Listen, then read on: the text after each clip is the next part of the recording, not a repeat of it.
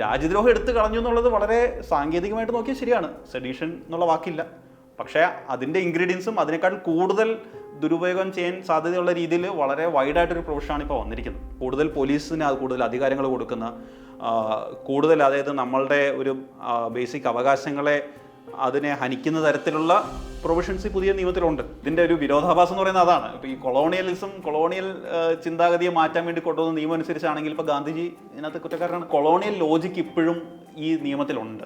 ആ പൗരനെ കൺട്രോൾ ചെയ്ത് നിർത്തുക, പൗരൻ്റെ അവകാശങ്ങളെ ലിമിറ്റ് ചെയ്യുക, ആ സ്റ്റേറ്റിനെ വളരെ അതിഭീകര ഒരു സത്വമായിട്ട് ഇങ്ങനെ ഒരു പ്രസൻറ്റ് ചെയ്യുക എന്നുള്ള ആ ഒരു കൊളോണിയൽ ചിന്താഗതി ഈ നിയമത്തിലുടനീളമുണ്ട്. ഇപ്പോൾ സർക്കാരിനെതിരെ സമരം ചെയ്തപ്പോൾ ഒരാൾ റോഡ് ഉപരോധിച്ചു. അപ്പോൾ ഇവർക്ക് വേണേൽ പറയാം, നിങ്ങൾ എസെൻഷ്യൽ സപ്ലൈസിൻ്റെ ട്രാൻസ്പോർട്ട് നിങ്ങൾ ഡിസ്റപ്റ്റ് ചെയ്തു. ഇപ്പോൾ 0 FIR എന്നുള്ള ഒരു കോൺസെപ്റ്റാണ്. നമുക്ക് ഏത് പോലീസ് സ്റ്റേഷനിൽ പോയി പരാതി കൊടുത്താലും FIR രജിസ്റ്റർ ചെയ്യണം എന്നുള്ളൊരു കാര്യം. അത് ഞങ്ങൾ മാറ്റി, രാജ്യദ്രോഹ കുറ്റം മാറ്റി എന്നൊക്കെ പറഞ്ഞു. പക്ഷേ അതിനെക്കാട്ടും കൂടുതൽ ഭീകരം എന്ന് പറയാവുന്ന ഒരു പ്രൊവിഷനാണ് ഇപ്പോൾ 152 ആയിട്ട് വന്നിരിക്കുന്നത്.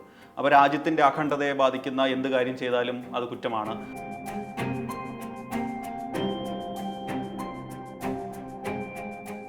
ഇന്ത്യയിലെ പ്രധാന ക്രിമിനൽ നിയമങ്ങൾ മുഴുവൻ മാറിയിരിക്കുന്നു.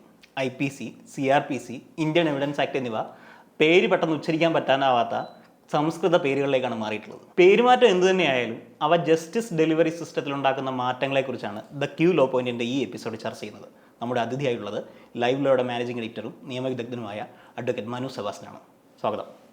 നമ്മുടെ ഈ ക്രിമിനൽ നിയമം മാറ്റുന്നതിനെക്കുറിച്ച് പൊതുവെ പറയുന്നൊരു കാര്യം, ഇന്ത്യ സ്വതന്ത്രമായതിനു ശേഷം കുറേ നാളായിട്ടും അല്ലെങ്കിൽ ഇത്രയും നാളായിട്ടും ക്രിമിനൽ നിയമങ്ങളൊക്കെ കൊളോണിയൽ കാലത്തെ പോലെ തന്നെ നിന്നിരുന്നു. ബ്രിട്ടീഷുകാരുണ്ടാക്കിയ നിയമമാണുള്ളത്. അത് മാറ്റുന്നത് ശരിയല്ലേ എന്നൊരു ചോദ്യമാണുള്ളത്. ഇത് എത്രത്തോളം വസ്തുതയാണ്? അല്ല, ബ്രിട്ടീഷുകാരുടെ കാലത്ത് വന്ന നിയമങ്ങളാണെന്നുള്ളത് ശരിയാണ്. പക്ഷേ ഇപ്പോൾ ഇതൊരു ഡീകോളനൈസേഷനാണ് ഇതുമൂലം സംഭവിച്ചിരിക്കുന്നത് എന്നാണ് ഒരു വാദം. ഇത് ബില്ല് അവതരിപ്പിക്കുമ്പോഴൊക്കെ കേന്ദ്ര ഗൃഹമന്ത്രിയൊക്കെ പറയുന്നതൊക്കെ നമ്മുടെ ഒരു കൊളോണിയൽ ആ ഒരു പാരമ്പര്യം കളയാനാണ് ഇത് കൊണ്ടുവരുന്നത്. നമ്മുടെ സിസ്റ്റത്തെ ഭാരതീയവൽക്കരിക്കാനാണ്. അപ്പോൾ അതിൻ്റെ നമ്മുടെ പേരുകൾ തന്നെ നോക്കിയാൽ അറിയാം, ഒരു ഭാരതീയവൽക്കരണമാണ് എന്നൊരു മെസ്സേജാണ് കൊടുക്കാൻ ശ്രമിക്കുന്നത്. പക്ഷെ അതിൽ വലിയ ഒരു വസ്തുതയുണ്ടെന്നോ അതിൽ വലിയ കഴമ്പുണ്ടെന്നോ എനിക്ക് തോന്നുന്നില്ല. അത് പ്രേക്ഷകർക്കും പരിശോധിക്കാവുന്ന കാര്യമാണ്. കാരണം ഇപ്പോൾ ഈ നിയമങ്ങളിലെല്ലാം തന്നെ ഇപ്പോൾ നമ്മുടെ ഈ പഴയ നിയമങ്ങളിലെ ഏകദേശം ഒരു 90% പ്രൊവിഷൻസും അതേപടി തന്നെ ഇതിലെല്ലാം ഉണ്ട്. ഇതിൽ ഈ കൊളോണിയൽ നിയമം എന്ന് പറയാൻ പറ്റുന്നത് IPCയും എവിഡൻസ് ആക്റ്റും ഉള്ളൂ. CRPC 1973 അത് നമ്മൾ എനാക്ട് ചെയ്തത്. അപ്പോൾ അതിനൊരു കൊളോണിയൽ നിയമം എന്നൊന്നും പറയാൻ സാധിക്കില്ല. ഇപ്പോൾ ഈ 3 നിയമങ്ങളിലും ഒരു കാതലായ മാറ്റങ്ങളൊക്കെ വന്നിരിക്കുന്നത് CRPCയിൽ മാത്രമാണ്, ക്രിമിനൽ പ്രൊസീജിയർ കോഡിൽ മാത്രമാണ്. ഇപ്പോൾ നമ്മുടെ ഭാരതീയ നാഗരിക് സുരക്ഷാ സംഹിത എന്ന് പറയുന്നത്. അല്ലാതെ ഈ IPCയിലും അതുപോലെ ഇന്ത്യൻ എവിഡൻസ് ആക്റ്റിലും വന്ന മാറ്റങ്ങൾ നോക്കിക്കഴിഞ്ഞാൽ കാതലായി യാതൊരു മാറ്റങ്ങളുമില്ല. IPCയിലെ എല്ലാ ഒഫൻസസിൻ്റെയും തന്നെ അതേ ഡെഫിനിഷൻ, അതേ വാക്കുകൾ, ഒരു വാക്ക് പോലും മാറ്റാതെ തന്നെ ഒരു 90% അതേപടി ഈ പറയുന്ന ഈ ഭാരതീയ ന്യായ സംഹിതയിലുണ്ട്. ആകപ്പാടെ ചെയ്തിരിക്കുന്ന മാറ്റം എന്താണെന്ന് വെച്ചാൽ ഇവർ ആ അറേഞ്ച് ചെയ്തിരിക്കുന്ന നമ്പറുകളെല്ലാം അങ്ങോട്ടും ഇങ്ങോട്ടും മാറ്റി ആ സീക്വൻസ് മാറ്റിയിരിക്കുകയാണ്. ഇപ്പോൾ IPC നമ്മുടെ സെക്ഷൻ 300, 302 ഇതൊക്കെ മർഡറാണ്.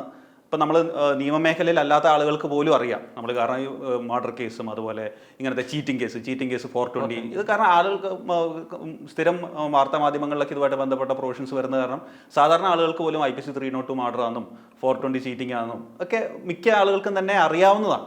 ഇപ്പം പണ്ട് ഒരു സിനിമ തന്നെ ഉണ്ടാവും, ചാച്ചി 420, ശ്രീ 420 എന്നൊക്കെ പറഞ്ഞ് 420 എന്നൊക്കെ പറഞ്ഞാൽ ഹിന്ദിയിൽ തന്നെ ആ ഒരു ഒരാളെ ഒരു ചീറ്റിംഗ് ആയിട്ടുള്ള ഒരാളാണെന്നുള്ളൊരു അതൊരു പൊതുബോധത്തിൽ തന്നെ ഉറച്ചു പോയൊരു പ്രൊവിഷനാണത്.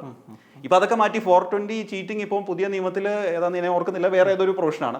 മർഡറിൻ്റെ ഇത് മാറ്റി, അങ്ങനെ എല്ലാത്തിനെയും സീക്വൻസ് എല്ലാം മാറ്റി. അതും കൂടുതൽ പ്രായോഗികമായ ബുദ്ധിമുട്ടുകൾ ഉണ്ടാക്കുന്നുണ്ട്. കാരണം ഇത് എല്ലാ ദിവസവും ഡെയിലി ബേസിസിൽ ഇത് പ്രയോഗിക്കുന്ന പോലീസുകാരായാലും പ്രോസിക്യൂട്ടേഴ്സ് ആയാലും ഡിഫൻസ് ലോയേഴ്സ് ആയാലും ജഡ്ജിമാരായാലും അവരുടെ എല്ലാം ഒരു മനസ്സിൽ വളരെ ഉറച്ചു നിൽക്കുന്ന പ്രൊവിഷൻസാണ്. ഇപ്പോൾ അതിൻ്റെ എല്ലാം സീക്വൻസ് മാറ്റിയിരിക്കുകയാണ്. എന്നാൽ വേറെ മാറ്റങ്ങളൊന്നും ഇല്ല താനും. അതുപോലെ തന്നെയാണ് ഇന്ത്യൻ എവിഡൻസ് ആക്ടിൻ്റെ കാര്യം നോക്കിയാലും അതിലും യാതൊരു അങ്ങനെ ഇന്ത്യൻ എവിഡൻസ് ആക്ടിൻ്റെ കാര്യത്തിൽ ഒരു പ്രധാനപ്പെട്ട മാറ്റം വന്നിരിക്കുന്നത് ഈ ഇലക്ട്രോണിക് എവിഡൻസ് ആയിട്ട് അതുമായിട്ട് ബന്ധപ്പെട്ട കാര്യങ്ങളിൽ മാത്രമാണ്. അതൊരു കൊളോണിയൽ പ്രൊവിഷനൊന്നുമല്ല. കാരണം അത് ഇലക്ട്രോണിക് എവിഡൻസ് നമുക്കറിയാം ഈ അടുത്ത കാലത്ത് വന്നതാണ്. ഇത് 2001 അമെൻമെൻറ്റിന് ശേഷമാണ് ആ ഒരു പ്രൊവിഷൻ വരുന്നത്. അതിൽ ചെറിയ മാറ്റങ്ങൾ വന്നിട്ടുണ്ട്. അല്ലാതെ എവിഡൻസ് ആക്ടിൻ്റെയും സെയിം പ്രിൻസിപ്പിൾസും കാര്യങ്ങളൊക്കെ തന്നെയാണ് വന്നിരിക്കുന്നത്. അപ്പോൾ ആകപ്പാടെ ഒരു പേരുമാറ്റം നടത്തിയിട്ട് ഈ നമ്പറെല്ലാം കൂടെ മാറ്റി കഴിഞ്ഞിട്ട് നമ്മൾ എന്താ പറയുക കൊളോണിയൽ പ്രൊവിഷൻസ് എല്ലാം കളഞ്ഞു എന്ന് പറയുന്നതിലൊന്നും യാതൊരു കാര്യമില്ല. ഇപ്പം നമ്മളിപ്പോൾ ഒരു ഉദാഹരണമായിട്ട് പറയുകയാണെങ്കിൽ ഇപ്പോൾ നമുക്കൊരു മെഷീൻ ഉണ്ടെന്ന് നോക്കാം, കുറേ നാളായിട്ട് നമ്മൾ പ്രവർത്തിപ്പിക്കുന്ന ഒരു എഞ്ചിൻ ഉണ്ടെന്ന് നോക്കാം. അപ്പം കുറേ നാളായിട്ട് പ്രവർത്തിച്ച് കഴിയുമ്പം നമ്മൾ ചിലപ്പം ഇടയ്ക്കിടയ്ക്ക് അത് നമ്മൾ എന്താ പറയുക, അതിൻ്റെ ഫ്രിക്ഷൻ മാറ്റാൻ വേണ്ടി ഇടയ്ക്ക് എണ്ണയിട്ട് കൊടുക്കും, അല്ലെങ്കിൽ അതിൻ്റെ പാർട്സൊക്കെ ചെറുതായിട്ട് മാറ്റും, അങ്ങനെയൊക്കെ ചെയ്യും. കുറേ കാലം കഴിഞ്ഞ് ഇപ്പോൾ മെഷീൻ വർക്ക് ചെയ്യാതാവുകയാണെങ്കിൽ നമ്മളൊരു പുതിയ മെഷീൻ തന്നെ മേടിക്കും. പക്ഷേ നമ്മളൊരു പുതിയ മെഷീൻ്റെ ഒരു കവർ മാത്രം മേടിച്ചിട്ട് പഴയ മെഷീൻ്റെ കുറേ പാർട്സ് എല്ലാം അവിടെ ഇവിടെയൊക്കെ ആയിട്ട് ഫിറ്റ് ചെയ്ത് വെച്ചിട്ട് എനിക്കൊരു പുതിയ മെഷീൻ കിട്ടി എന്ന് പറയുന്നത് പോലത്തെ ഒരു സിസ്റ്റമാണ്. അപ്പം അങ്ങനെ ഒരു മെഷീൻ അങ്ങനെ അതിൻ്റെ പാർട്സ് എല്ലാം വെക്കേണ്ടടുത്ത് വെക്കാതെ അവിടെ ഇവിടെയൊക്കെ ആയിട്ട് മാറ്റി വെച്ചിട്ട് അതിനൊരു പുറംചട്ട മാത്രം മാറ്റിയിട്ട് പ്രസൻറ്റ് ചെയ്ത് കഴിഞ്ഞാൽ അധികം കാലം ആ മെഷീൻ ഓടുമെന്ന് തോന്നുന്നില്ല. അപ്പോൾ അതിന് സമാനമായൊരു അവസ്ഥയാണ് വന്നിരിക്കുന്നത്. പിന്നെ ഇപ്പോൾ കൊളോണിയൽ ഇപ്പോൾ ബ്രിട്ടീഷുകാരുടെ കാലത്ത് ഉണ്ടാക്കിയൊരു നിയമമായതുകൊണ്ടത് അംഗീകരിക്കാൻ പാടില്ല എന്നൊക്കെ പറയുന്നതിനകത്തൊക്കെ ഒരു വളരെ ബാലിശ്യമായൊരു ഒരു വാദമാണ്. അങ്ങനെ ഒരു കൊളോണിയൽ ചിന്താഗതി അതുമാലും തകർന്നു എന്നൊന്നും പറയുന്നതിനൊന്നും കാര്യമില്ല. ഇപ്പോൾ അങ്ങനെ നോക്കിയാൽ നമ്മുടെ ഇപ്പം ഇന്ത്യൻ റെയിൽവേസ്, ഇപ്പോൾ നമ്മുടെ പ്രധാനപ്പെട്ട റെയിൽവേ ലൈൻസ് എല്ലാം തന്നെ ബ്രിട്ടീഷുകാരുടെ കാലത്ത് ഉണ്ടാക്കിയതാണ്.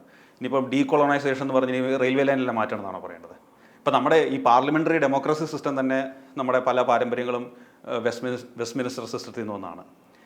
അപ്പോൾ നമ്മൾ അത് അവരുടെ കാലത്ത് ഉണ്ടായ നിയമമാണെന്നുള്ളത് കൊണ്ട് മാത്രം അങ്ങനെ അതുകൊണ്ട് മാത്രമായിട്ട് തള്ളിക്കളയേണ്ട കാര്യമില്ല. ശരി. അപ്പോൾ അതുമല്ല, ഇപ്പോൾ അത് സംഭവിച്ചിട്ടുമല്ലോ ഇവിടെ. ആ പേരുമാറ്റങ്ങളെല്ലാം നടത്തുകയും എല്ലാം ചെയ്തിട്ടുണ്ട്. പിന്നെ മറ്റൊരു കാര്യം എന്ന് വെച്ചാൽ ഇപ്പോൾ ഒരു കൊളോണിയൽ ഒരു ഭരണകൂടത്തിൻ്റെ ചില ലക്ഷണങ്ങളുണ്ടായിരുന്നു. ഒരു പൗരന്മാരുടെ അവകാശങ്ങളെ മാനിക്കാത്ത, അവരുടെ മേലെ ഒരു പോലീസ് രാജ് പോലെ നിൽക്കുന്ന അതാണല്ലോ ഒരു കൊളോണിയൽ സ്റ്റേറ്റിൽ പൗരന് അവകാശങ്ങളില്ല. ഒരു അടിമയും ഒരു പ്രജ അല്ലെങ്കിൽ ഒരു അടിമ നിൽക്കുന്ന പോലെയാണ് ഒരു പൗരൻ്റെ മേലുള്ളത്. അതിന് സമാനമായ ആ പ്രൊവിഷൻസൊക്കെ ഇതിലുമുണ്ട്, പുതിയ നിയമത്തിലുണ്ട്. ഇപ്പോൾ കൊളോണിയലിസം, ഒരു കൊളോണിയൽ ചിന്താഗതി മാറ്റുവാണെങ്കിൽ ഒരു കൊളോണിയൽ സ്റ്റേറ്റിലുള്ള പൗരനും ആ ഒരു സ്റ്റേറ്റും തമ്മിലുള്ള ആ ഒരു റിലേഷൻഷിപ്പ് മാറ്റുവാണ് വേണ്ടത്. അത് തുടരുകയാണ്. അപ്പോൾ അതിന് സമാനമായ പ്രൊവിഷൻസ് ഉണ്ട്. കൂടുതൽ പോലീസിന് കൂടുതൽ അധികാരങ്ങൾ കൊടുക്കുന്ന, കൂടുതൽ അതായത് നമ്മളുടെ ഒരു ബേസിക് അവകാശങ്ങളെ അതിനെ ഹനിക്കുന്ന തരത്തിലുള്ള പ്രൊവിഷൻസ് പുതിയ നിയമത്തിലുണ്ട്. അപ്പോൾ ഒരു കൊളോണിയൽ ലോജിക്ക് ഇപ്പോഴും ഈ നിയമങ്ങളിലുണ്ട്. നമ്മൾ ഈ വിമർശനങ്ങളിലേക്ക് വരുന്നതിന് മുമ്പേ ഒരു പുതിയ നിയമം വന്നിരിക്കുകയാണ്. ഇപ്പോൾ 2024 വർഷം. അതിൽ പോസിറ്റീവായിട്ട് ഈ കാലാനുസൃതമായി എന്തൊക്കെ പോസിറ്റീവായ മാറ്റങ്ങളാണുള്ളത്? ഇപ്പോൾ ഇതിൽ ഞാൻ മനസ്സിലാക്കിയെടുത്തോളം ഒരു കാതലായ മാറ്റങ്ങൾ വന്നിരിക്കുന്നത് CRPCയിലാണ്, പ്രൊസീജിയർ നിയമത്തിലാണ്. അപ്പോൾ അത് ഗുണപരമാണോ അതോ ദോഷമാണോ ചെയ്യുന്നത് എന്നുള്ളത് നിലവിൽ പറയാൻ പറ്റുമെന്ന് എനിക്ക് തോന്നുന്നില്ല. പലതും നമ്മളൊരു കുറച്ച് നാളുകൾക്ക് ശേഷം ഇതെങ്ങനെയാണ് ഇത് ഗ്രൗണ്ട് ലെവലിൽ വർക്ക് ചെയ്യുന്നത് എന്നുള്ളതനുസരിച്ചുള്ള കുറേ കാര്യങ്ങളുണ്ട്. പക്ഷെ അതിൽ ഇപ്പം ചില കാര്യങ്ങൾ, ഉദാഹരണത്തിന് ഇപ്പം ഒരു ഫോറൻസിക് എവിഡൻസ് എടുക്കുന്നതിൽ അതിലുള്ള ചില നിഷ്കർഷകൾ കൊടുത്തിട്ടുണ്ട്. പോലീസ് കേസ് അന്വേഷിക്കാൻ പോകുന്നതിനോടൊപ്പം തന്നെ ഒരു ഫോറൻസിക് ടീമും കൂടെ പോകണം, അവർ ഫോറൻസിക് എവിഡൻസ് കളക്ട് ചെയ്യണം എന്നുള്ള ഒരു ക്ലിയർ മാൻഡേറ്റ് ഇതിൽ കൊടുത്തിട്ടുണ്ട്. അതുപോലെ തന്നെ എല്ലാത്തിനും ഒരു സമയപരിധി നിശ്ചയിച്ചിട്ടുണ്ട്. ഓരോ കാര്യങ്ങൾക്കും ചാർജ് ഷീറ്റ് ഫയൽ ചെയ്ത് കഴിഞ്ഞതിന് ശേഷം ചാർജ് ഫ്രെയിം ചെയ്യേണ്ടത് എപ്പോഴാണ്, അതിനൊരു സമയപരിധിയുണ്ട്. മജിസ്ട്രേറ്റ് കോടതി, സെഷൻസ് കോർട്ടിലേക്ക് കേസുകൾ കമ്മിറ്റ് ചെയ്യുന്നതിനൊരു സമയപരിധിയുണ്ട്. ട്രയൽ, അങ്ങനെ ഓരോ കാര്യങ്ങൾക്ക് സമയപരിധികളുണ്ട്. പക്ഷേ ഇതിൻ്റെ വേറൊരു കാര്യം നമ്മൾ ശ്രദ്ധിക്കേണ്ടത് എന്താണെന്ന് വെച്ചാൽ, നമ്മൾ ഇപ്പോൾ ഈ ഫോറൻസിക് എവിഡൻസിൻ്റെ കാര്യം പറഞ്ഞാൽ അതിനനുസരിച്ച് നമുക്കിവിടെ ഒരു ഫോറൻസിക് ടീം ബിൽഡപ്പ് ചെയ്യണം, സിസ്റ്റം വേണം. ഇപ്പം നമുക്കറിയാം, ഇപ്പം ഇബ്രാഹിമിനും അറിയാമല്ലോ, ഇപ്പം നമ്മുടെ ഒരു ട്രയൽ നടത്തി കഴിഞ്ഞാൽ ഏറ്റവും അവസാനം കിട്ടുന്ന എവിഡൻസ് ആണ് ഈ ഫോറൻസിക് എവിഡൻസ്. നമ്മുടെ സയൻസ് അതിനുവേണ്ടിയാണ് കാത്തിരിക്കുന്നത്. ഈ ഫോറൻസിക് സയൻസ് ലാബറട്ടറി ഇപ്പോൾ കേരളത്തിൽ ഒന്നേ ഉള്ളൂ. എല്ലാ കേസുകളുടെയും അവിടെ നിന്ന് വരണം. അത് ചിലപ്പോൾ ട്രയലെല്ലാം കഴിഞ്ഞ് എവിഡൻസും ക്ലോസ് ചെയ്ത് കഴിഞ്ഞിട്ടായിരിക്കും ചിലപ്പോൾ പലപ്പോഴും വരുന്നത്. അപ്പോൾ അങ്ങനെ ഒരു സാഹചര്യത്തിൽ ഇപ്പോൾ ഈ പറയുന്ന പോലെ ഫോറൻസിക് എവിഡൻസ് കളക്ട് ചെയ്യണം. അപ്പോൾ അങ്ങനെ ഒരു ഫോറൻസിക് ടീം നമ്മൾ അതിന് ബിൽഡ് ചെയ്യാതെ നമ്മളിങ്ങനെ ഒരു സംഭവം നിയമത്തിൽ എഴുതി വെച്ചുകൊണ്ട് മാത്രം കാര്യമില്ല. അപ്പോൾ അതിന് ഫണ്ട് വേണം. അപ്പോൾ ഇതിപ്പോൾ ഈ നിയമം പ്രകാരം പറയുന്നത് അത് സ്റ്റേറ്റ് ഗവൺമെൻറ്റ്സ് എല്ലാം ചെയ്യണം എന്നാണ് പറഞ്ഞിരിക്കുന്നത്. അപ്പോൾ അതിനുള്ള ഫണ്ടും കാര്യങ്ങളൊക്കെ ചെയ്തിട്ടാണ് ഇത് ഇങ്ങനെ ഒരു പ്രൊവിഷൻ വെച്ചിട്ട് കാര്യമുള്ളൂ. അപ്പോൾ ഇതിൻ്റെ മറ്റൊരു അപകടം എന്താണെന്ന് വെച്ചാൽ, ഇപ്പോൾ ഇങ്ങനെയൊക്കെ പറഞ്ഞിരിക്കുകയാണ്. ഇപ്പം നമ്മൾ ഇവിടെ ഫോറൻസിക് ടീം ഇല്ലാത്തതുകൊണ്ട് ഒരു ക്രൈം നടന്നു, പോലീസ് ഇൻവെസ്റ്റിഗേറ്റ് ചെയ്യാൻ പോയി, നമുക്കിവിടെ ഒരു ഫോറൻസിക് ടീം ഇല്ല, അവർ സാധാരണ രീതിയിൽ ചെയ്തു. അപ്പോൾ അത് കഴിയുമ്പോൾ ചിലപ്പോൾ വേണമെങ്കിൽ ഒരു പ്രതിക്ക് വേണമെങ്കിൽ വാദിക്കാം, ഇത് നിങ്ങൾ ഈ നിയമത്തിൽ പറഞ്ഞ അനുസരിച്ചല്ല ഇൻവെസ്റ്റിഗേഷൻ നടന്നിരിക്കുന്നത്, അത് കാരണം എനിക്കെതിരെയുള്ള കേസ് നിൽക്കില്ല എന്ന് വേണമെങ്കിൽ ഒരു വക്കീലിന് വാദിക്കാവുന്നതാണ്. അങ്ങനെയുള്ള വാദങ്ങൾക്കുള്ള പോസിബിലിറ്റീസ് ഉണ്ട്. അപ്പോൾ വേണമെങ്കിൽ കേസ് വേണമെങ്കിൽ അങ്ങനെ ഒരാൾക്ക് വേണമെങ്കിൽ അങ്ങനെ ഒരു അക്യൂറ്റഡ് ആവാനുള്ള ചാൻസ് ഉണ്ടാവാം, ഉണ്ടെന്നല്ലേ പറയുന്നത്. അപ്പം ഇങ്ങനെയൊക്കെയുള്ള പുതിയ പുതിയ വാദങ്ങൾക്കുള്ള പോസിബിലിറ്റീസും ഉണ്ട്. അതുപോലെ ഇപ്പം ഈ സമയപരിധികൾ നിശ്ചയിച്ചിട്ടുണ്ട്. സമയപരിധികൾ നിശ്ചയിച്ചു കഴിഞ്ഞാൽ ഇപ്പം നമുക്കിവിടെ നമ്മളുടെ ഇവിടെ കേസ് പെൻഡൻസിയുടെ ഏറ്റവും പ്രധാനപ്പെട്ട കാരണം എന്ന് വെച്ചാൽ നമുക്കിവിടെ ആവശ്യത്തിന് ജഡ്ജിമാരില്ല എന്നുള്ളതാണ്. മറ്റു പല കാരണങ്ങളുണ്ടെങ്കിലും പ്രധാന ഇതിൻ്റെ കാതലായ കാരണം എന്ന് വെച്ചാൽ നമ്മുടെ ഒരു പോപ്പുലേഷൻ അനുസൃതമായിട്ടുള്ള ജഡ്ജസ് നമ്മുടെ നാട്ടിലില്ല, രാജ്യത്തില്ല. അപ്പോൾ അതിനനുസൃതമായ കോടതികൾ ഇപ്പം കൂടുതൽ വേക്കൻസി ഫില്ല് ചെയ്യാന്ന് മാത്രമല്ല ജഡ്ജസ് സ്ട്രെങ്ത്തും കൂട്ടണം. അപ്പോൾ അതൊന്നും ചെയ്യാതെ നമ്മളിങ്ങനെ നിയമത്തിൽ പറഞ്ഞുകൊണ്ട് കാര്യമില്ല. ഇപ്പോൾ തന്നെ നമ്മുടെ പല നിയമങ്ങളിലും ഇതുപോലത്തെ പ്രൊവിഷൻസ് ഉണ്ട്. ഇപ്പോൾ പോക്സ്കോ ആയിട്ടിനകത്തൊക്കെ ഉണ്ട് ഇങ്ങനെ ട്രയൽ ഇന്ന സമയം കൊണ്ട് തീർക്കണം എന്നൊക്കെ. പക്ഷേ വളരെ ചുരുക്കം കേസുകളിലാണ് നമുക്കറിയാലോ നമുക്കത് അങ്ങനെ നടക്കുന്നുള്ളൂ. ഇങ്ങനെയുള്ള ഇത്തരം സമയപരിധിയൊക്കെ പറയുന്ന പല നിയമങ്ങളും ഉണ്ട്, SC/ST ആക്ടിനകത്തൊക്കെ ഉണ്ട്. പക്ഷേ അതൊന്നും പലപ്പോഴും നടക്കാറില്ല. കാരണം നടക്കാത്തത് ഇതുകൊണ്ടാണ്. നമ്മളിപ്പോൾ ഒരു കോടതിനെ ഒരു സ്പെഷ്യൽ കോർട്ടായിട്ട് ഡെസിഗ്നേറ്റ് ചെയ്യാണ് ചെയ്യുന്നത്, എന്നിട്ട് പക്ഷേ അവർ മറ്റ് കേസുകളുടെ കൂടെ ഇതും ചെയ്യേണ്ടി വരുന്നുണ്ട്. അപ്പോൾ ഇങ്ങനെയുള്ള ചില നല്ല കാര്യങ്ങളുണ്ടെങ്കിലും അത് നടക്കണമെങ്കിൽ, പ്രായോഗികമായിട്ട് നടക്കണമെങ്കിൽ അതിനനുസൃതമായിട്ടൊരു സിസ്റ്റം ബിൽഡ് ചെയ്യണം. ഓക്കെ. അപ്പോൾ അതിനിങ്ങനെയുള്ള കാര്യങ്ങളും കൂടെ ഉണ്ടെങ്കിൽ നടക്കും. ഇപ്പോൾ ഒരു പ്രധാനമായ ഒരു ആശങ്ക ഉണ്ടാകുന്നത് ഈ 15 ദിവസം പോലീസ് കസ്റ്റഡി എന്നുള്ളത് 60 ദിവസത്തിൻ്റെ സമയത്തിലോ 90 ദിവസത്തിലുള്ള സമയത്തിലോ എപ്പോൾ വേണമെങ്കിൽ ചോദിക്കാം. ഇപ്പോൾ നമ്മുടെ ഒരു പൊതുബോധം എന്ന് പറഞ്ഞാൽ ആദ്യത്തെ റിമാൻഡ് കാലാവധി കഴിഞ്ഞിട്ട് ജാമ്യം കിട്ടും എന്നുള്ളത്. ആദ്യത്തെ റിമാൻഡ് കാലാവധി എന്ന് പറഞ്ഞാൽ 14 ദിവസം. അപ്പം അത് പോലീസിൻ്റെ ഇൻവെസ്റ്റിഗേഷന് വേണ്ടിയുള്ളതാണെന്നുള്ളതാണ് നമ്മുടെ ഒരു ആവശ്യം. പൊതുവെ അല്ലെങ്കിൽ വക്കീലന്മാർ തന്നെ പറയുക പോലീസ് ഇൻവെസ്റ്റിഗേഷൻ കഴിഞ്ഞു എന്നാണ്. പക്ഷേ ഇപ്പോൾ ഈ 60 ദിവസം 90 ദിവസത്തിനിടയ്ക്ക് എപ്പോൾ വേണമെങ്കിൽ കസ്റ്റഡി വാങ്ങാമെന്ന് ഉണ്ടായിട്ടുള്ള പ്രൊവിഷൻ അത് പോലീസ് ദുരുപയോഗം ചെയ്യാനുള്ള സാധ്യതയില്ലേ? അപ്പോൾ അതിന് മുമ്പ് ഇപ്പം ഞാൻ നമ്മുടെ സാധാരണ പ്രേക്ഷകർക്ക് വേണ്ടിയിട്ട് ഇപ്പം പലർക്കും ഇപ്പോൾ പോലീസ് കസ്റ്റഡിയും ഇപ്പോൾ ജുഡീഷ്യൽ കസ്റ്റഡിയും എന്താണെന്ന് ചിലപ്പോൾ അത്രയും ആ ഒരു വ്യത്യാസം ചിലപ്പോൾ എല്ലാവർക്കും അത്രയും മനസ്സിലായെന്ന് വരില്ല. അപ്പോൾ പോലീസ് കസ്റ്റഡി എന്ന് പറഞ്ഞാൽ ഇപ്പോൾ നമ്മൾ പോലീസ് സ്റ്റേഷനിൽ പോലീസ് ലോക്കപ്പിലായിരിക്കും ആൾ. ജുഡീഷ്യൽ കസ്റ്റഡി എന്ന് പറയുമ്പോൾ ആൾ നമ്മൾ സബ് ജയിലിലേക്ക് എന്താ വെച്ചാൽ ജയിലിലേക്കായിരിക്കും വരുന്നത്. അപ്പോൾ പോലീസ് കസ്റ്റഡിയിലുള്ള ആളെന്ന് പറയുമ്പോൾ ആ ഒരു ഇൻവെസ്റ്റിഗേറ്റിംഗ് ടീമിൻ്റെ കൺട്രോളിലായിരിക്കും അയാൾ എപ്പോഴും സദാസമയം 24 മണിക്കൂറും ഈ പറയുന്ന 15 ദിവസത്തേക്ക്. മറ്റേതെന്ന് പറയുമ്പോൾ ജുഡീഷ്യൽ കസ്റ്റഡിയിലായി. ജുഡീഷ്യൽ കസ്റ്റഡിയിലാകുമ്പോൾ പൊതു ജയിലിലേക്ക് പോകും, അവിടെ അണ്ടർ ട്രയലായിട്ട് കിടക്കും. അയാളെ പോയിട്ട് ഇൻറ്റർഗേറ്റ് ചെയ്യണമെങ്കിൽ പോലീസിന് പ്രത്യേകം കോടതിയുടെ പെർമിഷനൊക്കെ എടുത്തിട്ടാണ് ചെയ്യാൻ സാധിക്കും. അപ്പോൾ കൂടുതലൊരു ഒരു പോലീസിൻ്റെ ഒരു എന്താണ് പറയുക ഒരു ഭയാനകമായ ഒരു പോലീസ് കസ്റ്റഡിയുടെ അവസ്ഥയും ഒരു ഭീഷണിയും അതിൽ നിന്ന് ഒരു ചെറിയൊരു മോചനം എന്ന് വേണമെങ്കിൽ പറയാം ജുഡീഷ്യൽ കസ്റ്റഡി എന്ന് പറയുമ്പോൾ. അപ്പോൾ കൂടുതൽ കാലം പോലീസ് കസ്റ്റഡിയിൽ ഒരാളെ കിടക്കുക എന്ന് പറയുമ്പോൾ ചിലപ്പോൾ ഒരാളെ കുറ്റം സമ്മതിപ്പിക്കാനോ അല്ലെങ്കിൽ മറ്റെന്തെങ്കിലും ഈ മൂന്നാം മുറ എന്നൊക്കെ പറയുന്ന പോലത്തെ അതിനൊക്കെയുള്ള പോസിബിലിറ്റീസ് ഉണ്ട്. അപ്പോൾ അതുകൊണ്ടാണ് ഇതൊക്കെ മനസ്സിലാക്കിയതുകൊണ്ടാണ് നമ്മുടെ നിലവിലത്തെ നിയമത്തിൽ ഒരു കൃത്യമായിട്ടൊരു വിവക്ഷ വെച്ചിരിക്കുന്നത്. അതായത് ആദ്യത്തെ 15 ദിവസമായിരിക്കും പോലീസ് കസ്റ്റഡി. ഒരാൾ അറസ്റ്റ് ചെയ്തതിന് ശേഷം ആദ്യത്തെ 15 ദിവസം മാത്രമാണ് പോലീസ് കസ്റ്റഡി. അതിന് വളരെ ക്ലിയർ ആയിട്ട് വളരെ സ്ട്രിക്റ്റ് ആയിട്ട് സുപ്രീം കോടതി ഉൾപ്പെടെ ഫോളോ ചെയ്തുകൊണ്ടിരിക്കുന്ന ഒരു കാര്യമാണ്. അതിനുശേഷം ഇത് നടക്കില്ല എന്നുള്ളതാണ് ഇതുവരെയുള്ള നിയമം. അപ്പോൾ അതിൽ പല കേസുകളിലും ചിലപ്പോൾ ഇപ്പം ചില പ്രതികളൊക്കെ വളരെ വളരെ കൗശലക്കാരായ പലരുമൊക്കെ ഈ 15 ദിവസത്തെ പോലീസ് കസ്റ്റഡി ഒഴിവാക്കാൻ വേണ്ടി അവർ ചിലപ്പോൾ ഹോസ്പിറ്റലിൽ പോയി കിടക്കും, അങ്ങനെയൊക്കെ ചെയ്യും.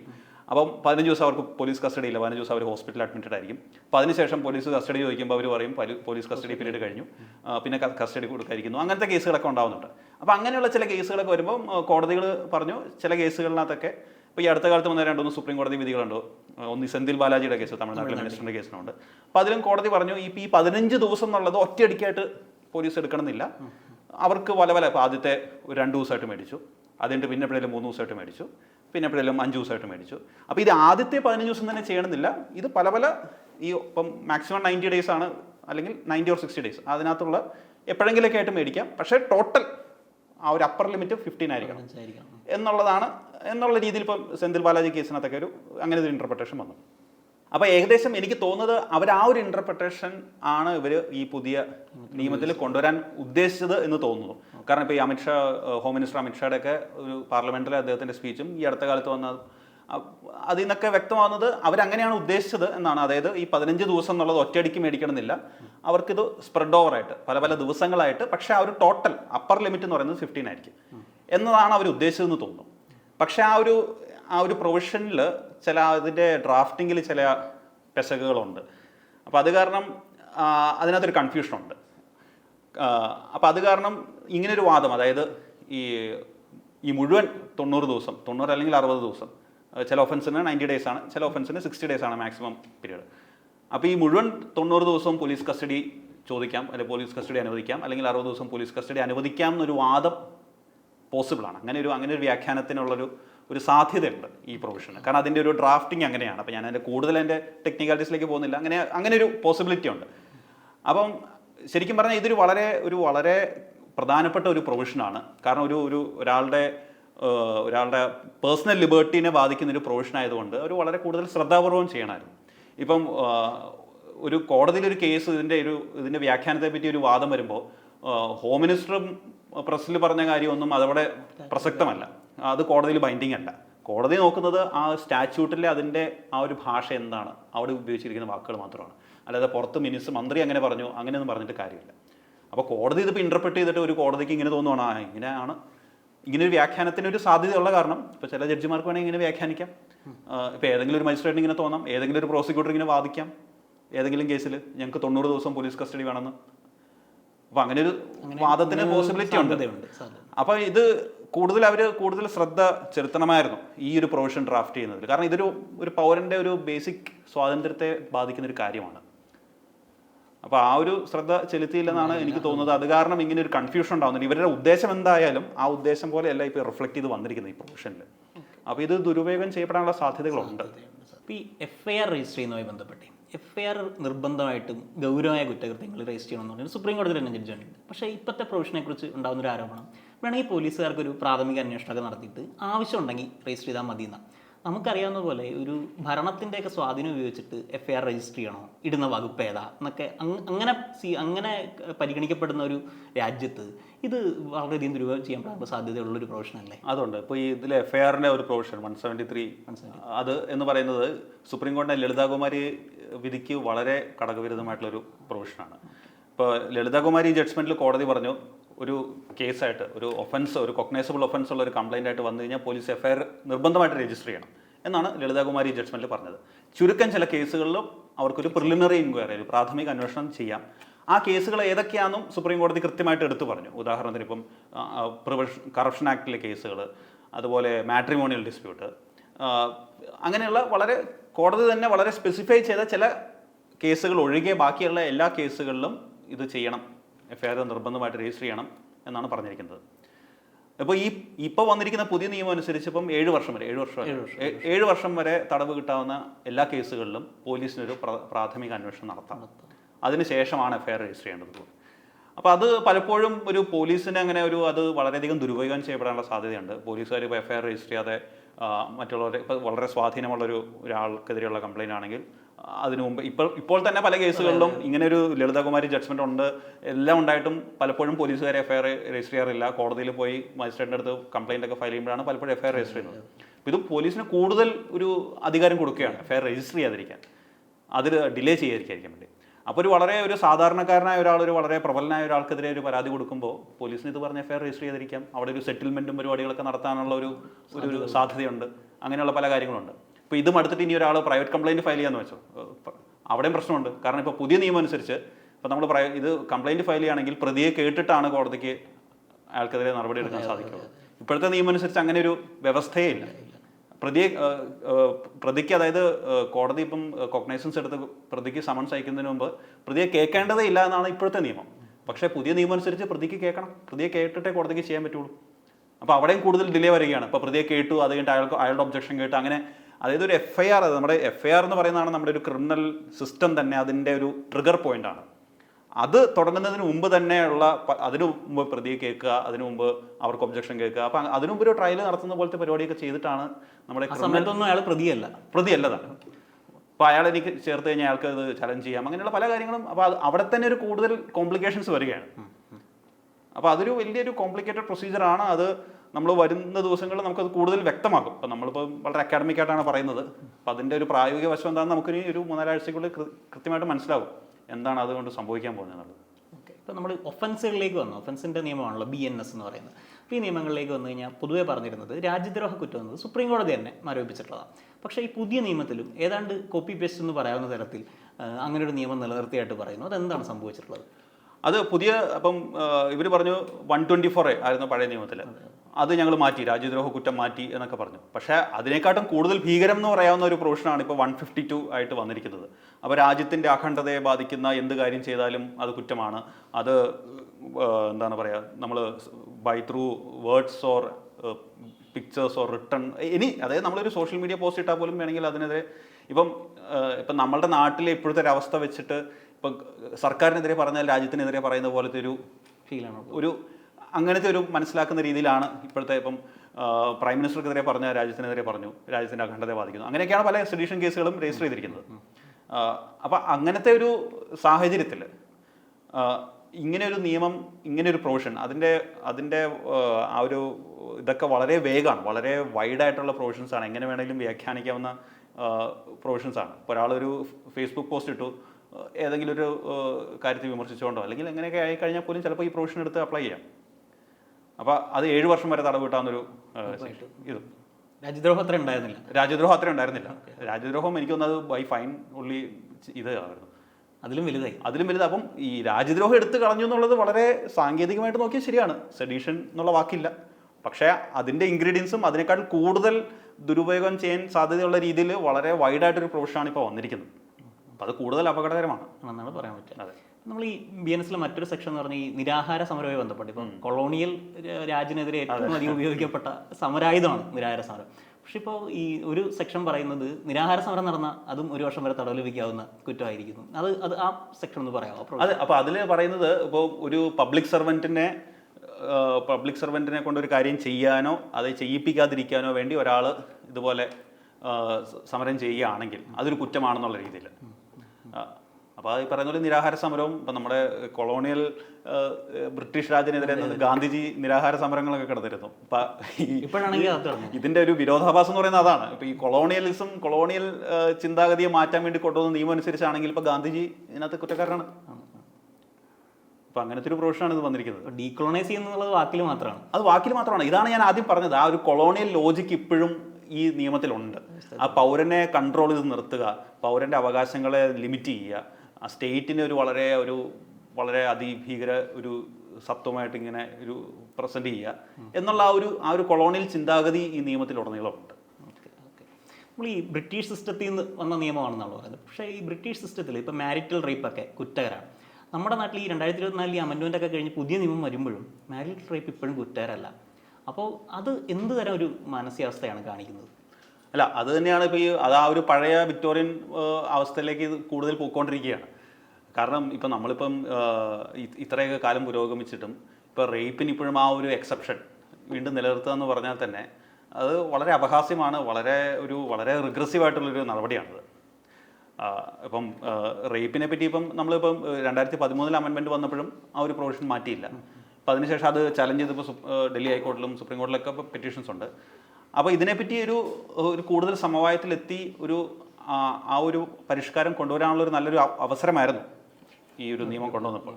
പക്ഷേ അതിനെപ്പറ്റി ആ ഒരു രീതിയിലുള്ള യാതൊരു ചർച്ചയും നടത്താതെ, അങ്ങനെ യാതൊരു നീക്കവും ഇല്ലാതെ ആ പ്രൊവിഷൻ അതേപടി നിലനിർത്തിയിരിക്കുകയാണ്.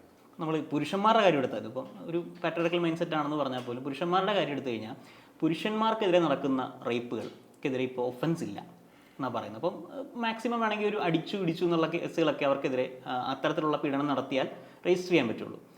അതെന്ത് തരത്തിലുള്ള പരിഗണന ഉണ്ടായിരിക്കും? അത് അങ്ങനെ ഒരു മാറ്റം അല്ല, ഇത് എന്ന് വെച്ചാൽ ഇപ്പോൾ നമ്മൾ സുപ്രീം കോടതി 2018 പഴയ IPCയിലെ 377 വകുപ്പ് അത് റദ്ദാക്കി എന്നാണ് റദ്ദാക്കുകയല്ല ചെയ്തത്. കാരണം സെക്ഷൻ 377 കോടതി പറഞ്ഞു, നിങ്ങൾ ഒരു കൺസെൻഷ്വൽ ആയിട്ടുള്ളൊരു ഹോമോസെക്ഷൽ റിലേഷൻഷിപ്പ് ആണെങ്കിൽ അത് ഒഫൻസ് അല്ല എന്നുള്ളതാണ് കോടതി ഡിക്ലെയർ ചെയ്തത്. അതിനൊരു അൺനാച്ചുറൽ ഒഫൻസ് ആയിട്ട് കാണാൻ സാധിക്കില്ല. അങ്ങനെയാണ് അതിനെ ഡീക്രിമിനലൈസ് ചെയ്യുന്നത്. പക്ഷേ ആ സെക്ഷൻ കോടതി റദ്ദാക്കിയിട്ടില്ല. സെക്ഷൻ അതേപടി സ്റ്റാറ്റ്യൂട്ടിലുണ്ടായിരുന്നു. കോടതി ഇത് വ്യക്തമാക്കുകയും ചെയ്തു. ഇപ്പോൾ ഒരാൾക്കെതിരെ അതിക്രമം ചെയ്യുകയാണെങ്കിൽ, ലൈംഗിക അതിക്രമം ചെയ്യുകയാണെങ്കിൽ ഈ സെക്ഷൻ നിലനിൽക്കുമെന്നും പറഞ്ഞു. പക്ഷേ ഇപ്പോൾ പുതിയ നിയമം വന്നപ്പോൾ അവരെന്താ ചെയ്തതെന്ന് വെച്ചാൽ ഈ സെക്ഷൻ 377 ഇല്ല, അതിൻ്റെ കറസ്പോണ്ടിങ് ആയിട്ടുള്ളൊരു പ്രൊവിഷൻ ഈ നിയമത്തിലില്ല. അപ്പോൾ അതായത് ഇങ്ങനെയുള്ള കേസുകളിൽ, ഒരു പുരുഷൻ ആക്രമിക്കപ്പെടുന്ന കേസുകളിൽ, ലൈംഗികമായിട്ട് അതിക്രമം ചെയ്യപ്പെടുന്ന കേസുകളിൽ അതിനെ നേരിടാനായിട്ട് യാതൊരു പ്രൊവിഷനും പുതിയ നിയമത്തിലില്ല. സെക്ഷൻ 377 അപ്പാടെ എടുത്ത് കളഞ്ഞിരിക്കുകയാണ്. അപ്പോൾ അതും ഈ പറയുന്നത് ഇപ്പം നേരത്തെ പറഞ്ഞ മാരിറ്റൽ റേപ്പിനെ അംഗീകരിക്കാത്തതും, അതുപോലെ ഇങ്ങനെയുള്ള പുരുഷന്മാർക്കെതിരെയുള്ള അല്ലെങ്കിൽ ട്രാൻസ്ജെൻഡേഴ്സിനെതിരെയുള്ള ഒഫൻസുകൾ വരാം ഇതിനകത്ത്, അതും അംഗീകരിക്കാത്തതും, ഇതൊക്കെ വളരെ ഒരു റിഗ്രസീവ് മെൻറ്റാലിറ്റിയാണ് കാണിക്കുന്നത്. പുതിയ 2024 ഒപ്പം ഉള്ളതാണെന്ന് പറയാൻ പറ്റില്ല. ഒപ്പം ഉള്ളതെന്ന് പറയാൻ പറ്റില്ല. ഇപ്പം നമ്മൾ ഡീകൊളോണൈസ് ചെയ്തെങ്കിലും ഇവർ മറ്റേതോ നൂറ്റാണ്ടിലാണ് ജീവിക്കുന്നത്. ഈ പുതിയ നൂറ്റാണ്ടിലേക്ക് എത്തിയിട്ടില്ല ഇത്തരം കാര്യങ്ങളൊക്കെ വരുമ്പോൾ. മറ്റൊരു സെക്ഷനിലേക്ക് വന്നു കഴിഞ്ഞാൽ തീവ്രവാദ കുറ്റം അതൊരു ഒഫൻസായിട്ട് ഉൾപ്പെടുത്തിയിരിക്കുന്നു. ഏതാണ്ട് പറയുന്നത് UAPA പോലുള്ള ഒരു ഒഫൻസായിട്ടാണ് ഉൾപ്പെടുത്തിയിട്ടുള്ളതാണ്. എത്തരത്തിൽ അത് പോലീസിന് കൂടുതൽ അധികാരം നൽകുന്നുണ്ട് തീവ്രവാദ കേസുകളിൽ കേസെടുക്കാനും അന്വേഷണം നടത്താനും ഒക്കെ? ഇപ്പോൾ UAPയിലുള്ള അതേ പ്രൊവിഷൻ തന്നെയാണ് ഇപ്പോൾ പുതിയ നിയമത്തിൽ വന്നിരിക്കുന്നത്. അപ്പോൾ ടെററിസം എന്നുള്ള സെയിം ഡെഫിനിഷൻ ഇതിൽ കൊണ്ടുവന്നിരിക്കുകയാണ്. അപ്പോൾ ഇതിൻ്റെ ഒരു പ്രശ്നം എന്താണെന്ന് വെച്ചാൽ ഇപ്പോൾ UAPA നമ്മളൊരു കരിനിയമമാണെന്നൊക്കെ പറഞ്ഞാലും അതിൽ എന്തെങ്കിലുമൊക്കെ ചെറിയ ചെറിയ ചില സേഫ് ഗാർഡ്സ് ഉണ്ടായിരുന്നു. അപ്പോൾ അതിൽ സാങ്ഷൻ എടുക്കണമായിരുന്നു, ഹയർ ഓഫീസർക്കാണ് FIR രജിസ്റ്റർ ചെയ്യാൻ പറ്റുള്ളൂ. അപ്പോൾ അങ്ങനെയുള്ള ചെറിയ ചെറിയ സാങ്ഷൻസ് ഒരു ലിമിറ്റ്സ് ഉണ്ടായിരുന്നു. ഇതിപ്പോൾ നമ്മളുടെ ഒരു കോമൺ ഈ IPC പോലത്തെ അതിന് തത്തുല്യമായിട്ടുള്ള നിയമത്തിലേക്ക് കൊണ്ടുവരുമ്പം ഇത് ആർക്ക് വേണമെങ്കിലും എടുത്ത് പ്രയോഗിക്കാവുന്ന ഒരു രീതിയിലേക്ക് വരും. പോലീസുകാർക്ക് കേസെടുക്കാം. അപ്പം അവർക്ക് അതായത് ഒരു സാധാരണക്കാർക്കെതിരെ ഒരു സാധാരണമായിട്ട് ഇത് ഉപയോഗിക്കാവുന്ന രീതിയിലേക്ക് വരികയാണ്. അപ്പം അതിൻ്റെ ഒരു ഡെഫിനിഷൻ നോക്കിക്കഴിഞ്ഞാൽ വളരെ വൈഡ് ആയിട്ടുള്ള ഡെഫിനിഷനാണ് ടെററിസം എന്ന് പറഞ്ഞാൽ. ഇപ്പോൾ ടെററിസം എന്ന് പറഞ്ഞാൽ അപ്പോൾ അതിനകത്ത് എക്കണോമിക് ടെററിസം എന്നൊക്കെ പറഞ്ഞിട്ട് ഈ എക്കണോമിക് ടെററിസത്തിൻ്റെ ഡെഫിനിഷൻ നോക്കിക്കഴിഞ്ഞാൽ അതായത് നമ്മൾ anyone who disrupts the supply of essential goods എന്നൊക്കെ പറഞ്ഞൊരു പ്രൊവിഷനുണ്ട്. അതായത് നമ്മളിപ്പോൾ ഒരു റോഡ് ഉപരോധം നടത്തി അല്ലെങ്കിൽ ഈ റെയിൽ ഉപരോധം നടത്തി അങ്ങനത്തെ സമരമാർഗ്ഗങ്ങളൊക്കെ ഉണ്ട്.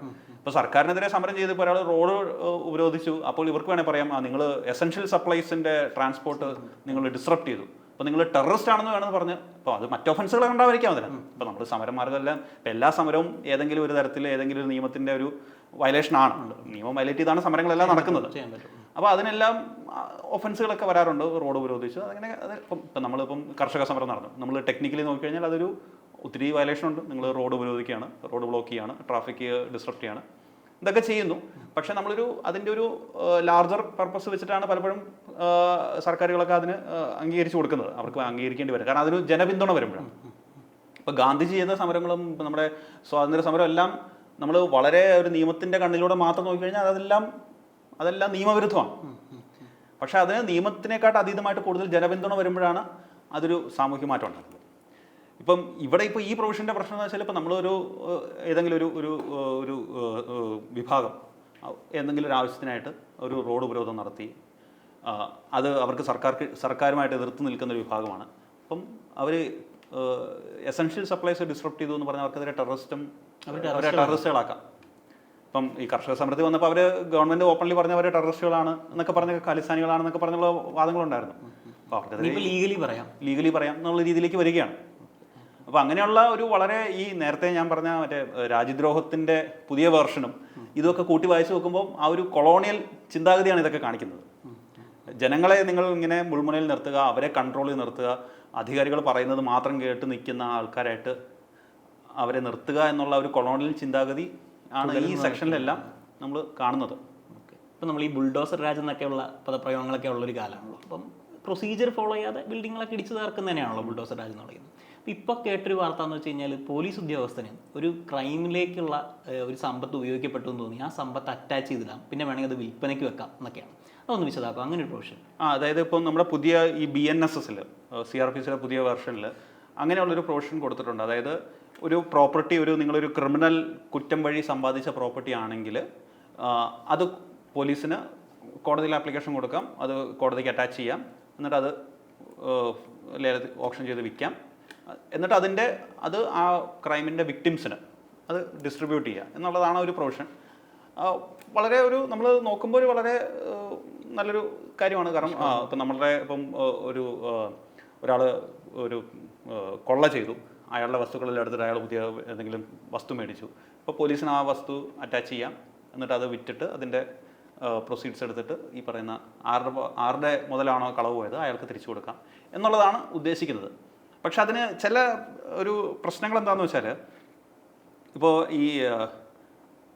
ഇതിപ്പോൾ ട്രയലിന് മുമ്പേ വേണമെങ്കിൽ ചെയ്യാം എന്നുള്ളൊരു രീതിയിലാണ് എനിക്ക് വായിച്ചപ്പോൾ തോന്നിയത്. ഒരു കുറ്റകൃത്യം നടന്ന ട്രയലിന് പാരലായിട്ട് തന്നെ ഈ പ്രൊസീഡിങ്സ് നടക്കാം. അപ്പോൾ അയാൾ അപ്പോഴും പ്രതിയാണ്. അപ്പോൾ അയാളുടെ ഒരു കുറ്റം തെളിയുന്നതിന് മുമ്പോ അതിന് മുമ്പേ തന്നെ വേണമെങ്കിൽ ഇയാളുടെ വസ്തുവകകൾ പ്രൊസീഡ്സ് ഓഫ് ക്രൈം ആണെന്ന് പറഞ്ഞ് വേണമെങ്കിൽ മുഴുവൻ വിറ്റ് കളഞ്ഞ് അങ്ങനെ അത് വസൂലാക്കാം എന്നുള്ളൊരു രീതിയിലേക്ക് വേണമെങ്കിൽ വരാം. ഇപ്പോൾ ട്രയലിൽ അൾട്ടിമേറ്റ്ലി അയാൾ അക്യൂട്ടഡ് ആയി കഴിഞ്ഞിട്ട് പിന്നെ അയാളുടെ പ്രോപ്പർട്ടി എല്ലാം വിറ്റ് പോയി കഴിഞ്ഞിട്ട് പിന്നെ അത് തിരിച്ച് കിട്ടുക എന്നൊക്കെ പറഞ്ഞാൽ അത് പിന്നെ അയാളതിന് വേണ്ടി കേസിന് പോകേണ്ടി വരുമായിരിക്കും. അപ്പോൾ അങ്ങനെ ഒരു കോംപ്ലിക്കേഷൻ ഉണ്ട്. ഇപ്പോൾ ഇതും നമ്മുടെ ഈ മണി ലോണ്ടറിങ് ആക്ടിനകത്തും ഒരു സിമിലർ ഒരു പ്രൊവിഷൻ ഉണ്ട്.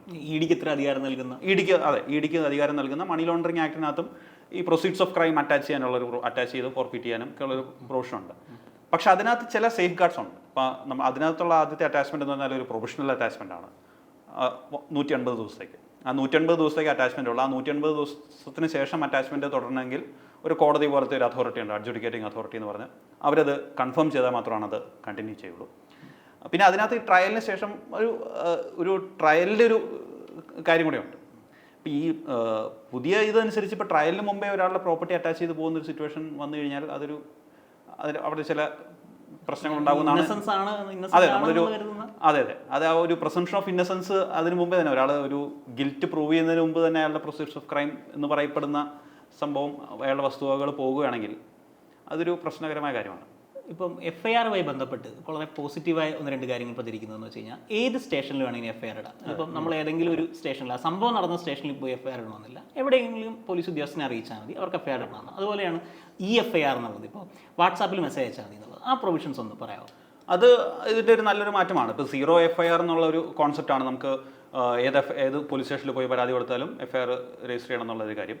അപ്പോൾ അത് നമ്മൾ ഇതുവരെ നമ്മുടെ നിയമത്തിൽ എന്ന് വെച്ചാൽ CRPC-യിൽ എഴുതിയിട്ടില്ലെന്നുണ്ടായിരുന്നുള്ളൂ. പക്ഷേ സുപ്രീം കോടതിയിലൊക്കെ ജഡ്ജ്മെൻറ്റ് വഴി അത് ഇൻ്റർപ്രറ്റ് ചെയ്തിട്ട് CRPC ഇൻ്റർപ്രറ്റ് ചെയ്തിട്ട് പറഞ്ഞു CRPC അങ്ങനെയാണ് ഉദ്ദേശിക്കുന്നത്. ഇപ്പോൾ ആ ഒരു കുറ്റകൃത്യം നടന്ന ആ ജൂറിസ്ഡിക്ഷണൽ പോലീസ് സ്റ്റേഷനിൽ തന്നെ പോയിട്ട് FIR ഫയൽ ചെയ്യണമെന്നല്ല. ഇപ്പം ഞാനൊരു ക്രൈമിൻ്റെ വിക്റ്റിമാണ്, എനിക്ക് അറിയത്തുണ്ടാവില്ല ഇതിപ്പോൾ പാലാരിവട്ടം സ്റ്റേഷൻ്റെ പരിധിയിലാണോ എടപ്പള്ളി സ്റ്റേഷൻ്റെ പരിധിയിലാണോ അറിയത്തുണ്ടാവില്ല. അപ്പോൾ ഞാൻ അടുത്തുള്ള കാണുന്ന പോലീസ് സ്റ്റേഷൻ എടുത്തിരുന്നു. അപ്പോൾ അവർ പറയും നിങ്ങൾ അവിടെ പോകണം, കലൂർ പോകണം, കടവന്തര പോകണം എന്നൊക്കെ പറഞ്ഞു കഴിഞ്ഞാൽ ഞാൻ ബുദ്ധിമുട്ടിലാവും. കാരണം ഒരു കുറ്റകൃത്യത്തിൻ്റെ വിക്റ്റിം എന്നുള്ള രീതിയിൽ എനിക്ക് ഇമ്മീഡിയറ്റ് ആയിട്ടുള്ള ഹെൽപ്പാണ് വേണ്ടത്. അപ്പോൾ അങ്ങനെ ഒരു ഇത് അപ്പോൾ സുപ്രീം കോടതിയിൽ ഇപ്പോൾ തന്നെ ജഡ്ജ്മെൻ്റ് ഉണ്ട്. അതിൻ്റെ ഗൈഡ് ലൈൻസ് എല്ലാ സ്റ്റേറ്റ് പോലീസ് എല്ലാം ഇറക്കിയിട്ടുണ്ടെങ്കിലും പലപ്പോഴും അത് പാലിക്കപ്പെടാറില്ലായിരുന്നു. ഇപ്പോൾ നമ്മൾ കുറച്ച് വർഷങ്ങൾക്ക് മുമ്പ് ഹൈദരാബാദിൽ നടന്നൊരു ദിശ റേപ്പ് കേസ് എന്ന് പറയുന്ന സംഭവം ഉണ്ട്. അപ്പോൾ ആ കേസിൽ പറയുന്നത് ആദ്യമായിട്ട് അവർ ഈ പോലീസ് സ്റ്റേഷനിൽ ചെന്നപ്പം ഈ പെൺകുട്ടി കാണുന്നില്ല എന്ന് പറഞ്ഞ് ഇവരുടെ മാതാപിതാക്കൾ ചെന്നപ്പോൾ പോലീസുകാർ പറഞ്ഞു ഞങ്ങളുടെ ജൂറിസ്ഡിക്ഷനൊന്നും നടന്നിട്ടില്ല എന്ന് പറഞ്ഞ് അവർ കേസ് എടുത്തില്ല. അപ്പോൾ ആ ഒരു ഡിലേ ആയിരുന്നു ആ കേസിനകത്ത് ആ ഒരു ക്രൂഷ്യൽ മൊമെൻറ്റ്സ് അത് കാരണം നഷ്ടപ്പെട്ടു എന്നാണ് പറയപ്പെടുന്നത്. അപ്പോൾ അത്തരം അവസ്ഥകൾ മാറ്റാൻ വേണ്ടി ഇപ്പോൾ കൃത്യമായിട്ട് നിയമത്തിൽ തന്നെ പറഞ്ഞിരിക്കുകയാണ്. ഇപ്പം നേരത്തെ ഒരു സുപ്രീം കോടതി ജഡ്ജ്മെൻ്റൊക്കെ ഇൻ്റർപ്രിട്ടേഷൻ വെച്ചിട്ടാണ് വന്നത്. ഇപ്പോൾ കൃത്യമായിട്ട് അതിനൊരു പ്രൊവിഷൻ വന്നിട്ടുണ്ട് പുതിയ നിയമത്തിൽ. അതൊരു നല്ല മാറ്റമാണ് എന്നാണ് എനിക്ക് തോന്നുന്നത്. അതുപോലെ തന്നെ FIR-ഉം അതുപോലെ ഇപ്പം നമ്മളിപ്പം പുതിയ കാലത്തിൻ്റെ ഒരു മാറ്റങ്ങൾ ഉൾക്കൊണ്ടുകൊണ്ടിട്ടുള്ളൊരു പ്രൊവിഷനാണത്. നമ്മൾ ഇത്രയും ക്രിമിനൽ നിയമങ്ങൾ പറയുമ്പോൾ പലപ്പോഴായി സുപ്രീം കോടതിയിലെ ജഡ്ജ്മെൻറ്റുകൾ പറഞ്ഞു. ഈ ജഡ്ജ്മെൻറ്റുകളൊക്കെ കൂടിയിട്ടാണല്ലോ നമ്മുടെ ഒരു ക്രിമിനൽ സിസ്റ്റം ഡെവലപ്പ് ചെയ്തിട്ടുള്ളത്, ക്രിമിനൽ ലോ സിസ്റ്റം ഡെവലപ്പ് ചെയ്തിട്ടുള്ളത്. അപ്പോൾ ഈ ജഡ്ജ്മെൻറ്റുകൾ ഇത്രയും നാളത്തെ നിയമവുമായി ബന്ധപ്പെട്ടുണ്ടായ ജഡ്ജ്മെൻറ്റുകളുണ്ട്, ഇനിയുള്ള ഭാവി എന്തോ അതോ പുതിയ ജഡ്ജ്മെൻറ്റുകൾ വേണ്ടി വരും? അത് ഒരു വലിയൊരു ചോദ്യമാണ്. കാരണം നമുക്കിപ്പം ഏകദേശം ഒരു 100 വർഷത്തെയെങ്കിലും പ്രസിഡൻസ് ഉണ്ട്. നമ്മൾ IPC-യിലും എവിഡൻസ് ആക്ടിലും ഈവൻ CRPC-യിലാണെങ്കിൽ പോലും പല പഴയ പ്രിൻസിപ്പിൾസും ഉണ്ട്. അപ്പോൾ നമ്മൾ വളരെ ഒരു ടെക്നിക്കലായിട്ട് നോക്കുകയാണെങ്കിൽ പുതിയ പ്രൊവിഷനാണ്. അപ്പോൾ അത് പുതിയതായിട്ട് ബാധകമല്ല എന്ന് വേണമെങ്കിൽ പറയാം. പക്ഷേ എന്നിരുന്നാലും അങ്ങനെ ഇത്രയും കാലത്തെ ചിലതൊക്കെ വളരെ വെൽ എസ്റ്റാബ്ലിഷ്ഡ് ആയിട്ടുള്ള ജഡ്ജ്മെൻറ്റ്സ് ആണ്, പ്രസിഡൻസ് ആണ്. അപ്പോൾ അത്തരം ജഡ്ജ്മെൻറ്റ്സ് എല്ലാം ഒറ്റയടിക്ക് ഇല്ലാതാക്കാൻ ആ സെയിം ഞാൻ ആദ്യം സൂചിപ്പിച്ചല്ലോ 90% പ്രൊവിഷൻസ് എല്ലാം അതേപടിയാണ് നിലനിർത്തിയിരിക്കുന്നത്. ഒരു കോമയ്ക്ക് പോലും മാറ്റമില്ലാതെ നിർത്തിയിരിക്കുകയാണ്. അപ്പോൾ അതിന് സമാനമായ പ്രൊവിഷൻസ് വ്യാഖ്യാനിച്ചുകൊണ്ടുള്ള ഇത്രയും കാലത്തെ ജഡ്ജ്മെൻറ്റ്സ് ഒന്നും അതുകൊണ്ട് അതിൻ്റെ ഒരു കാതലായ അതിൻ്റെ ഒരു പ്രിൻസിപ്പിൾ അത് ആപ്ലിക്കബിൾ ആവുമെന്ന് തന്നെയാണ് എനിക്ക് തോന്നുന്നത്. ഉദാഹരണത്തിന് ഇപ്പോൾ നമ്മുടെ എവിഡൻസ് ആക്ടിൽ പോലീസിനുള്ള കൺഫെഷൻ അഡ്മിസിബിൾ അല്ല. പക്ഷേ പോലീസ് കസ്റ്റഡിയിലുള്ള പ്രതി എന്തെങ്കിലും പറഞ്ഞതനുസരിച്ച് പോലീസിന് എന്തെങ്കിലും ഒരു വിവരം കിട്ടുകയാണെങ്കിൽ അത് ടു ദാറ്റ് എക്സ്റ്റെൻറ്റ് ഇപ്പം നമ്മളിപ്പം ഒരു കൊലക്കേസിലൊരു പ്രതി അയാൾ പോലീസിനോട് പറയുകയാണ് ഞാൻ ഈ കൊല്ലാൻ ഉപയോഗിച്ച ആയുധം ഇന്ന സ്ഥലത്ത് ഒളിപ്പിച്ച് വെച്ചിട്ടുണ്ട്. അപ്പോൾ അയാൾ പറയുന്നതനുസരിച്ച് പോലീസ് പോയിട്ട് ആയുധം കണ്ടെടുക്കുകയാണ്. അപ്പോൾ ഈ ആയുധം കണ്ടെടുത്തത് കൊണ്ട് ഇപ്പോൾ അയാൾ പോലീസ് കസ്റ്റഡിയിൽ പറഞ്ഞ സ്റ്റേറ്റ്മെൻ്റ് ആണെങ്കിലും അപ്പോൾ പക്ഷേ ആയുധം കണ്ടെടുക്കുക വഴി അത് കുറേയൊക്കെ കൊറോബറേറ്റ് ആവുന്നുണ്ട്. അപ്പോൾ അത് കാരണം ടു ദാറ്റ് എക്സ്റ്റെൻറ്റ് ആ സ്റ്റേറ്റ്മെൻറ്റ് കോടതിയിലെ എവിഡൻസ് ആണെന്നാണ് നമ്മുടെ എവിഡൻസ് ആക്ടിൽ ഇപ്പം സെക്ഷൻ 27 പറയുന്നത്. അപ്പോൾ അതിനെപ്പറ്റിയുള്ള ധാരാളം ജഡ്ജ്മെൻറ്റ്സ് ഉണ്ട്. പ്രിവി കൗൺസിലിൽ തൊട്ടുള്ള ജഡ്ജ്മെൻറ്റ്സ് ഉണ്ട്, പലതും ഫോളോ ചെയ്യുന്ന വളരെ സെലിബ്രേറ്റഡ് ആയിട്ടുള്ള പല ജഡ്ജ്മെൻറ്റ്സ് ഉണ്ട്. ഇപ്പോൾ ആ സെയിം പ്രൊവിഷൻ യാതൊരു മാറ്റവും കൂടാതെയാണ് പുതിയ എവിഡൻസ് ആക്ടിലുള്ളത്. അപ്പോൾ ആ ജഡ്ജ്മെൻറ്റ്സിൻ്റെ പ്രിൻസിപ്പിളൊക്കെ ഒരു ഗൈഡിങ് ഫാക്ടറായിട്ട് നിൽക്കും എന്ന് തന്നെയാണ് എനിക്ക് തോന്നുന്നത്. കാരണം കോടതികൾക്കാണേലും കാരണം ഇതൊരു പുതിയ സ്ലേറ്റിൽ വന്ന സംഭവമല്ല. അപ്പം ഇത്രയും കാലം ഇതെല്ലാം പഠിച്ചു വന്ന ഇതെല്ലാം അപ്ലൈ ചെയ്യുന്ന ജഡ്ജിമാരും വക്കീലന്മാരും എല്ലാം അങ്ങനെ ഒറ്റ ദിവസം കൊണ്ട് ഇതൊന്നും, കാരണം അവരുടെ മനസ്സിലും അവർ മനസ്സിലാക്കിയിരിക്കുന്നതെല്ലാം ഇങ്ങനെയാണ്. ഇപ്പോൾ സെയിം പ്രൊഫഷൻ തന്നെ ആയതുകൊണ്ട് അവരെ അത് ഗൈഡ് ചെയ്യുന്നു തന്നെയാണ് എനിക്ക് തോന്നുന്നത്. അപ്പം അങ്ങനെ ടെക്നിക്കലി വേണമെങ്കിൽ പറയാം പുതിയ പ്രൊഫഷനാണ്, അതുകൊണ്ട് പുതിയ ജഡ്ജ്മെൻറ്റ് വേണമെന്ന് പറഞ്ഞാലും, പക്ഷേ ആ ഒരു പ്രിൻസിപ്പിൾ, ആ ഒരു വ്യാഖ്യാനത്തിൽ അത് വരും എന്നാണ് എനിക്ക് തോന്നുന്നത്. ഓക്കെ, ഏതായാലും ഇത്രയും സമയം ഞങ്ങളോടൊപ്പം ചെലവഴിച്ചതിന് തന്ന ക്ലാരിറ്റിക്ക് നന്ദി. Thank you.